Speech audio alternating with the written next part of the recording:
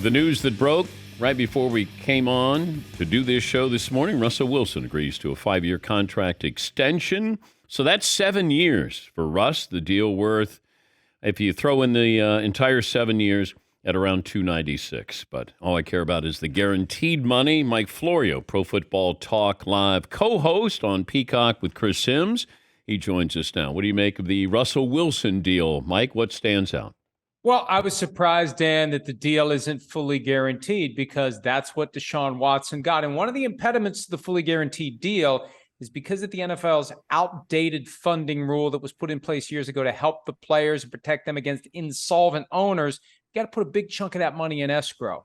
And the understanding was the Cardinals couldn't do that or wouldn't do that with Kyler Murray. Now here we are, kind of the tiebreaker. What's going to happen with Russell Wilson? While we're watching Lamar Jackson, Russell Wilson doesn't get the fully guaranteed deal. Clearly, new ownership of the Broncos can afford to put the full value of the contract in escrow. This, I think, was about not pissing off the new partners of the Broncos' new owners, because we know the NFL owners don't like these fully guaranteed quarterback contracts. So that's what surprised me, because I thought Wilson, who has always pushed for market value deal, and he's got a client who represents, or an agent, represents one client, so he can be very aggressive and not worry about other relationships. I'm surprised you didn't get a fully guaranteed contract. I really am. Does Russell Wilson's contract impact Lamar Jackson's negotiations at all? I think what it does, Dan, is it makes it harder for Lamar Jackson and the Ravens to get a deal done, because I think the Ravens will now be emboldened in their position. We're not giving you a 5-year fully guaranteed Deshaun Watson type contract. And we know that's what Lamar wants. Unless Lamar Jackson hires an agent, this is going to be a very hard deal to get done. And I've been saying for years, he needs to hire an agent, because you don't just need someone, Dan, who can negotiate and work with the team. You need somebody who can turn around whenever you get the best number on the table, the best package, whatever the Ravens will absolutely do and not a penny more. You need somebody who can counsel the player on the risks, the benefits, the rewards of saying, no, I'll just go forward with $23 million guaranteed this year and nothing beyond. Or, yeah, it's probably a good idea that I accept this offer, even if it's not exactly everything that I want. Yeah, I'm just trying to figure out the timing of this, because the Ravens are on the clock. What do they have? 9 more days to get this deal, 10 more days to get this deal done, because once the season starts, then they're not going to negotiate anymore? Hey, Dan, I think it's less than that as a practical matter. I think they got 4 more days, because once we get into practice week, preparation week for week 1, I don't think Lamar Jackson's going to want to have to mess with it any longer, unless he gets himself an agent.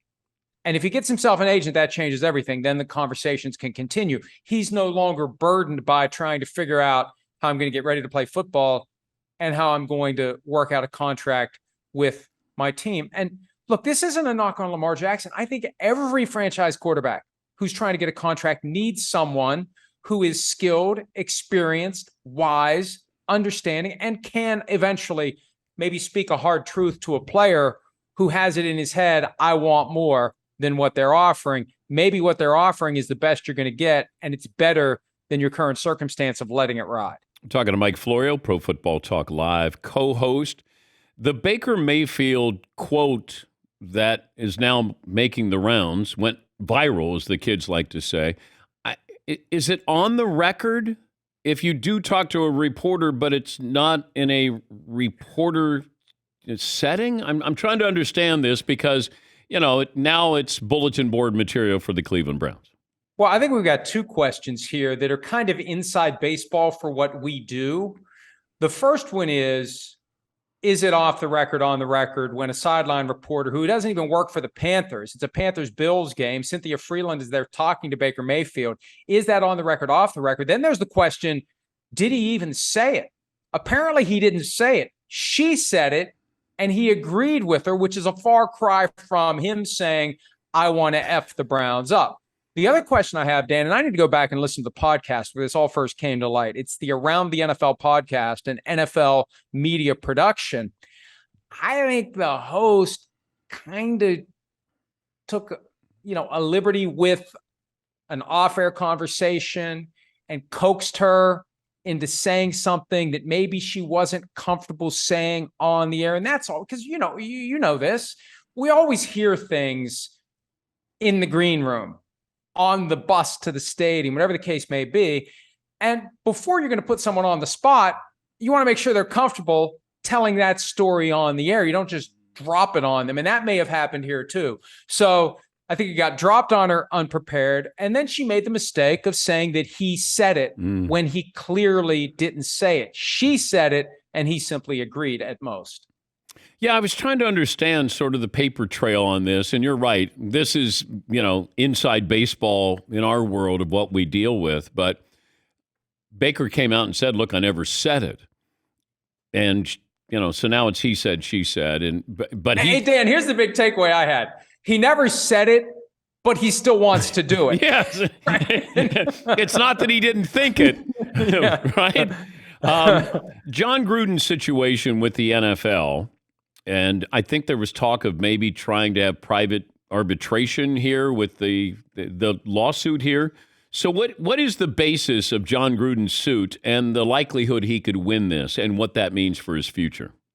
Jon Gruden's lawsuit against the NFL and the commissioner is very simple. He's arguing that they took private, confidential information that was part of the Washington Commanders investigation, peeled off a few pages, deliberately gave that information to the media in order to put Mark Davis, the owner of the Raiders, in a position where he had to push Jon Gruden out. Because you know what? If this stuff never ends up in the Wall Street Journal, the New York Times, maybe Mark Davis says, hey, these were emails that were sent years ago. He wasn't working for me.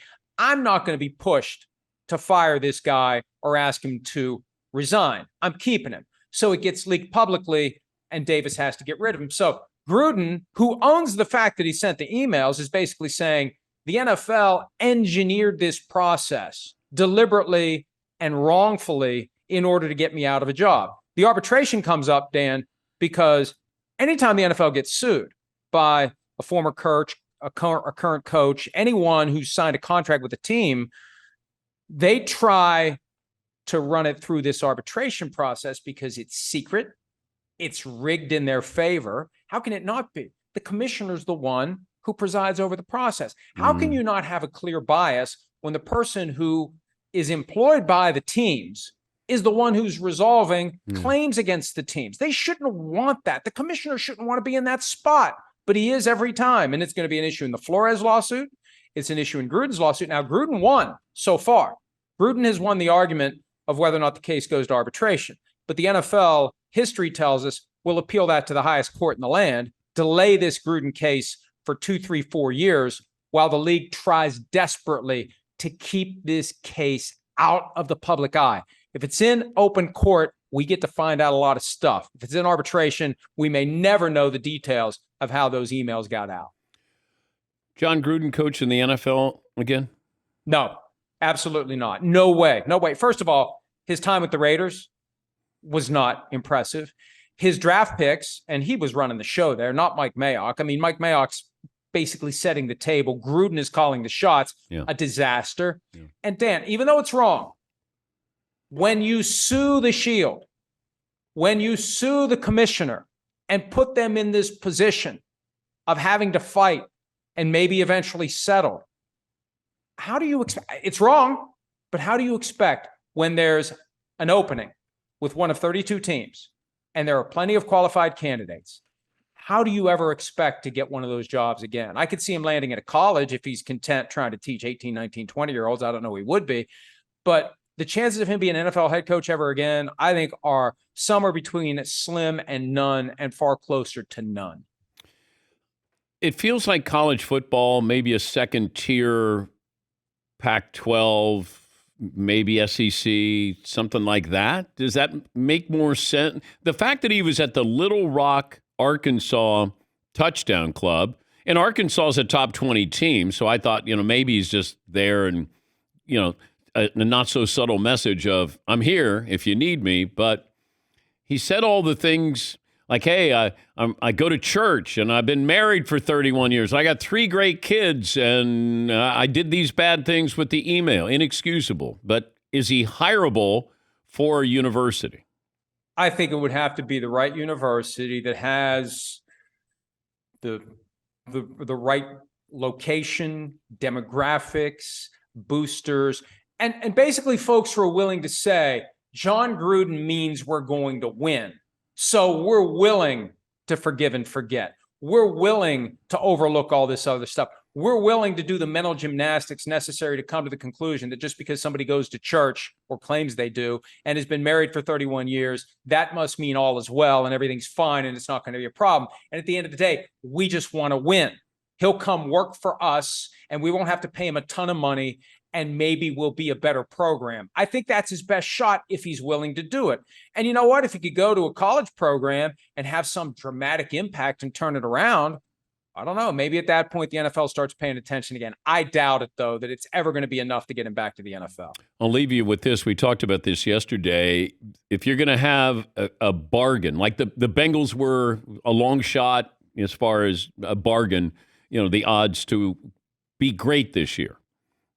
So, and most people taking the Colts because, those are still kind of long odds. Paulie took the Steelers, but is there a team there you go, boy, there's value there. If you want to take a flyer on a team this year, that team is?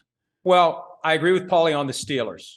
I definitely agree on the Steelers. I've seen them at 10-1 to win their division, which to me is astounding. And I know from being in and around Pittsburgh for my entire life, anytime that the Steelers are overlooked and disregarded, that's just one of the ingredients that helps them, especially under Mike Tomlin, have a pretty good team. You throw in Brian Flores as a second head coach, as your linebackers coach, they're going to be better than people think. Okay. In the NFC, I talked about this earlier today. I think the Vikings are going to win the NFC North. I think with an offensive head coach to replace the mess that they've had in recent years, revolving door of coordinators, they've got the talent on the offensive side of the ball. The defense doesn't need to be much better, and it was horrible last year. They can be surprisingly good. I thought the Vikings would make the playoffs this year. I don't have a stronger feel like you do there, but like the Browns are plus 5,000. Seems like a decent number to jump on for them. The Raiders at plus 4,000. Dolphins plus. Like, I don't know if there's a team that could be the Bengals this year. I guess that's the better way to put this. Hey, Dan, in the AFC, look at the AFC. If I'm the Bills right now, I'm thinking, what in the hell did we do to get ourselves in the position where we're wearing the target? We haven't been to a Super Bowl in 30 years, and we got the target with 13 true contenders. Every team except the Texans, Jaguars, and Jets is a contender in the AFC. What a meat grinder that's going to be. It's going to be fun for us as fans, but it's going to be nerve-wracking to try to put your name on a prediction. I don't know what the hell is going to happen in the AFC. When or does the story of Tom Brady's absence come out? I do not know, Dan. All I know is he's back and better than ever. Okay. And ready to go. And he won't be leaving again until he does. What about his podcast with Jim Gray and Larry Fitzgerald? Oh, you mean with the hard-hitting questions that he's going to get every week from Jim Gray, his good buddy? That sounded sarcastic, Mike. No, that's not being sarcastic at all. It is must listen because you never know what he's going to say. That's where he said never say never about unretiring less than a week after he retired. So you definitely have to listen to Let's Go. Did you almost interview Aaron Donald with the ground rules? You couldn't ask him about the helmet swinging? I was not afforded an opportunity to interview Aaron Donald. We weren't either. We weren't on that guest list. Hey, Dan, I'm not going to name the player, but we had one earlier this year where there was some reason he was in the news. I can't even remember why. And they tried to say you can't ask about that. And I told Matt Casey, the PFT Live producer, cancel it. I'm not doing it. I'm just not, because it's not a superstar. For a superstar, I'd at least try to negotiate. And, we got to ask the question. It's up to you to answer it. But I'm a hack. Well, I'm a hack anyway, but I'm a hack if I don't ask that question. Yes. With this guy, I just said, are you kidding me? Bye-bye. Go sell your product somewhere else. Well, who knows? You could get a Kyler Murray interview like I had at the Super Bowl a couple of years ago. Well, that was memorable. And the fact that it was live and you can't hide. And there's a crowd there. We had a studio audience. I got his dad all the way across the room. I'm interviewing his dad now because Kyler didn't want to talk. And I'm going, what the hell am I doing? Have you ever had a PR person interrupt you during an interview, though? That actually happened Yes. yesterday is this Aaron Donald tour. The PR person, it wasn't live, but it was live to tape. They're all live to tape if they're not live, actually interjecting, saying he's not here to talk about that. Move along. Well, I had it happen with Tanya Harding. I was interviewing her, and I started asking her about the Nancy Kerrigan, and then she said, hold on a second, Paul wants to talk to you.